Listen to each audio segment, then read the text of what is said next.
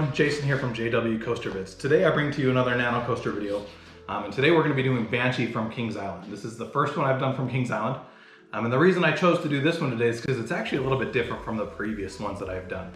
With the previous Nano Coasters I've done, the pieces have come in these metal sheets like this where you actually have to cut them out. However, with all of the Nano Coasters I purchased at Kings Island, except for Orion, which is this one right here, the pieces actually came glued to a piece of paper already cut out, which makes assembly a lot easier. This is a way that a bunch of Nano Coasters were coming for a while. My Still Vengeance model came like this and a few others as well, but apparently the cost to produce them got too high. So I don't know if this is a case of leftover stock that I'm able to take advantage of, or a case where Kings Island was able to, or willing to pay a little bit more money for a few of their models. However, I lean towards excess stock, considering that Orion, which is their newest coaster, goes back to the way of cutting the pieces out. So I'm guessing that this is limited stock. If you buy the Banshee Nanocoaster, it may or may not be like this. However, if it is, this is going to be a lot easier to assemble. So to begin, we'll actually begin back with the base plate. So this is the base plate for Banshee here. To begin with the base plate, the first thing you'll want to do is you'll want to peel off the paper. On the Nanocoasters, there's this white sheet of paper that covers up the base and protects it from getting scratches. A lot of people forget to peel this off, even though there's a note inside of each of the boxes reminding you to do so. A lot of people still forget to do that. So you just want to kind of get your fingers in there and peel off the paper. You want to do this on both sides.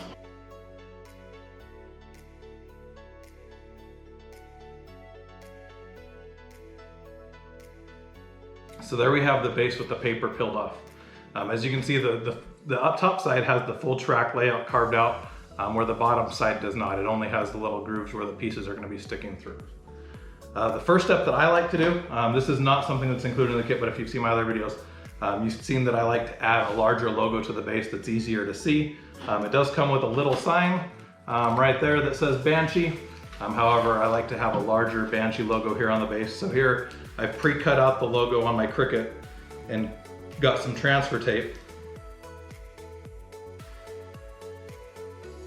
And now I'm able to take my logo right there and just simply apply it to the base. I've already measured out the area on the base that I want it to be, which is an area on the front, facing the same direction as the metal sign, but more easily readable. We'll peel off our transfer tape, and there you can see our base now says Banshee. The next step is going to be to remove the pieces from the paper. To do this, once again, as I mentioned, this is a lot easier than the other kits. You don't need any cutters, anything like that to peel them off. You'll simply remove the pieces from the plastic. You may need to tear the plastic. Sometimes the glue that attaches the track to the paper also gets on the plastic and holds it inside, so you can't just slide it out. So we'll just kind of tear that off. And now we'll simply take each of these pieces, and you'll want to simply twist them very carefully without bending them. Like I said, you still want to be careful because you can bend the pieces. However, it's typically easier to get these ones off than it was the ones you have to cut out.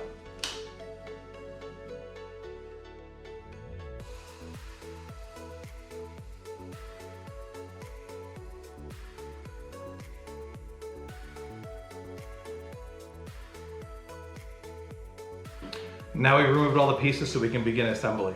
To do that, we'll first grab our instructions here and start with step number 1 and determine what the first piece is.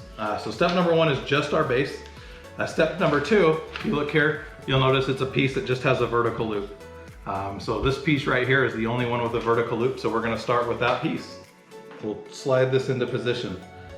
If you've worked with any other Nano Coasters in the past, you'll notice this one's pretty much the same. There's different slots, different slot sizes, so you can typically only fit each piece in one place. The only one I've found so far that you've been able to put a piece in the wrong spot was the West Coast Racers. I did put one piece in the wrong place, but I was able to easily fix it. But I simply drop this into place, and then on the bottom, you'll notice there's these little tabs, and you'll just want to bend them over. And there we have the first piece of Banshee installed. For step number 3, this is going to be a little piece. It's just going to be this piece right here, a little piece of track that's going to go over here on the far left side of the base. There's one large gap here, and this piece is going to go in there. and then we'll fold over the tab on the bottom to hold that into place, just like that. Step number 4 is going to have this dive loop at the one end as well as the vertical loop at the other end, so the smaller vertical loop. This was the larger one here. And so this piece is actually going to hook on next to the piece we just installed there. We're going to put the dive loop here on the left-hand side, my right-hand side, your left-hand side. And then we're going to kind of curve this back towards me. There's a little slot here in the middle, and then underneath the vertical loop there's a wider slot. Drop that into place. Now we can fold these pieces under. And then step number 5 is going to utilize this piece right here to kind of connect this piece here along with this piece here. So you can see this one's actually going to kind of have to be curved there. And so we'll take this piece and we'll begin by just kind of curving it a little bit before we get started, but we'll do most of the curving once we've actually put it in the base. So I'll start with one end here and I'll drop that into place. And then I'll just kind of bend it so that the other tabs fit into place as well. So that one has 3 tabs on the bottom that I'm going to now bend. That's going to kind of create the little pretzel look right there at the end. So that's step number 5. Now step number 6 is going to be this long piece here, and this one's actually going to be bent quite a bit. It's going to basically start right here in this round section, work its way up, and then do this teardrop section right here. To do that, we're going to start closest to the small vertical loop with this tab here, the medium-sized tab here at the end. And we'll just kind of push that one into place. Now to shape this, we'll just kind of bend it along the track layout here so that we can drop the next tab into place as well.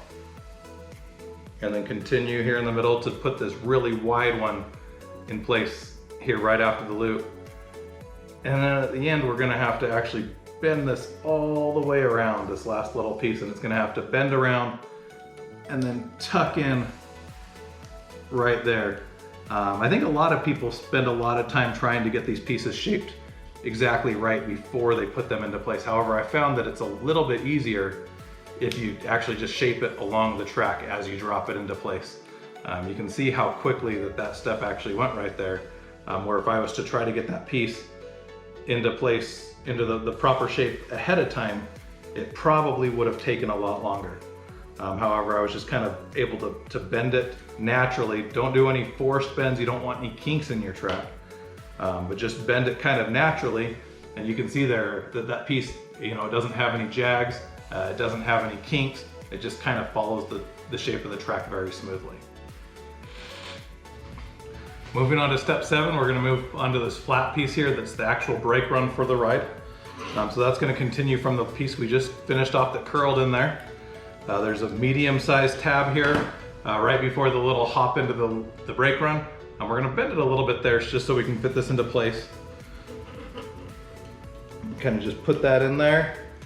Put this larger tab in right above the logo that I've added to the base. The 3rd tab, and then for the 4th one, we're going to have to bend the end of this piece around and then drop that into place. And then bend the tabs over underneath.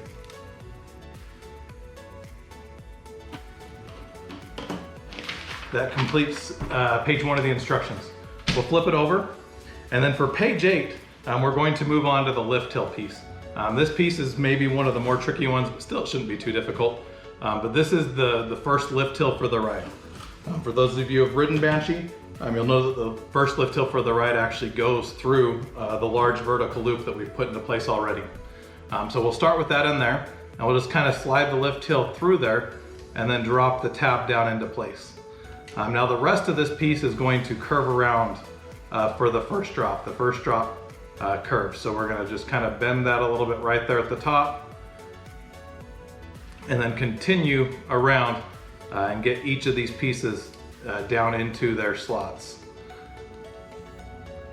The end of this piece is actually going to bend so that it matches up with this dive loop, is going to match up with the piece that leads into the vertical loop here. And it may be easier to bend over the tabs as you put these in place.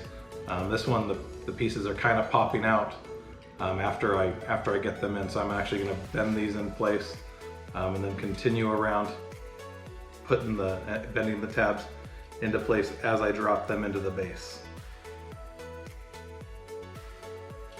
Bend the last two over into place as well. Now one piece that's a little bit different is you'll notice there's this angle support that comes off the lift till here. That one's actually going to bend in to the middle. So to do that, I'm actually going to put this down on the table so I have a little bit better support. We'll just simply bend it into place. This may be a little bit easier if you have some needle nose pliers. In fact, I'm going to go grab some right now. So now I have my needle nose pliers here. I'm actually just going to take it here onto the support and kind of bend it in to the filled area. Now once I have that in place, you'll notice that the lift hill's kind of a little bit out of shape there. It's kind of leaning to the left.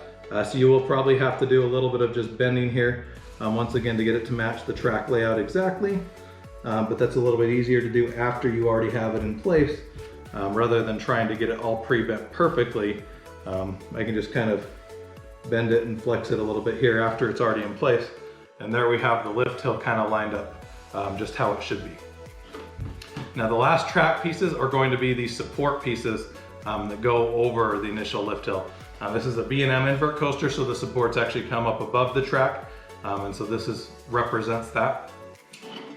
So on the lift hill, you can see there's these little teeth shapes, and that's where the two supports are gonna go.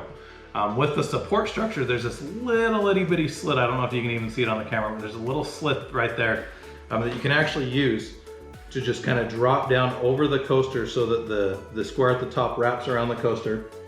And then there's two pegs down, or two holes down in the base for each of these pegs to stick into. So I can simply, I got that over the track, and now I can put each of these pegs down into the holes in the base and kind of slide them into place. Once I have them in there, I'll bend over the bottom of the pegs and then make sure that the teeth on the lift hill match up with the teeth on the support structure.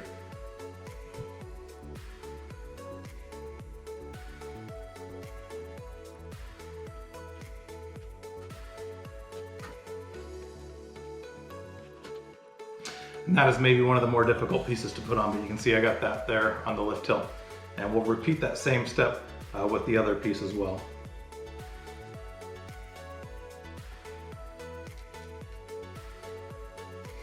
And so there we have the completed track layout for Banshee. Once again, this is a new style B&M invert coaster, so Bolliger and Mabillard, located at Kings Island. The last few pieces we need to put on here are the station and the little sign. So all of the Nanocoaster stations look exactly the same. There's these little house looking structures that will just kind of bend into place or bend into shape. Once again, to kind of look like a house there. We'll drop that right here over the station area.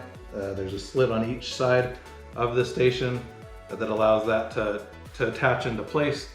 They're right next to where my Banshee logo is on the base. And then the final piece is the sign, which once again just drops into the little tab. We'll bend the tab on the bottom and then lean the sign back a little bit. So there's the completed Nanocoaster kit from Coasterdynamix of Banshee from Kings Island. Now the last step that I like to do, and this is something that I've mentioned in other Nanocoasters as well, is I like to add a little bit of a felt bottom to the bottom.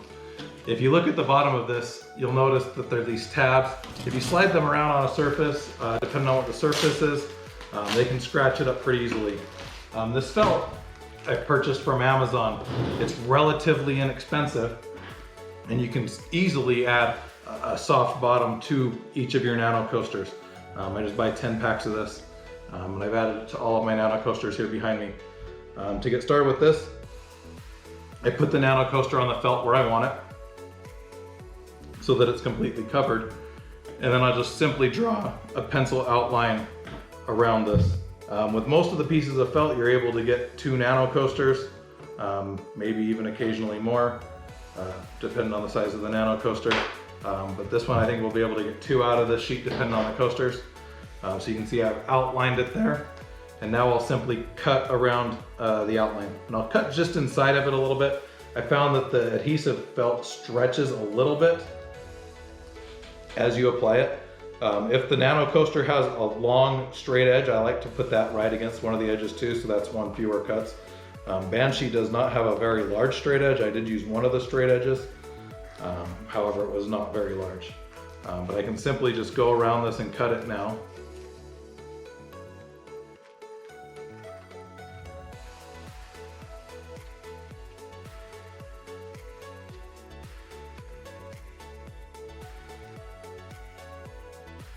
And there I have my cutout felt, cut out to the same exact shape as Banshee. To apply it, I'll just simply peel off part of the topping here and rip away some of the paper. Like I said, this has an adhesive built in. Once I've ripped away a little bit of the paper, I'll line up the rest of the Nanocoaster with the part that I've already done.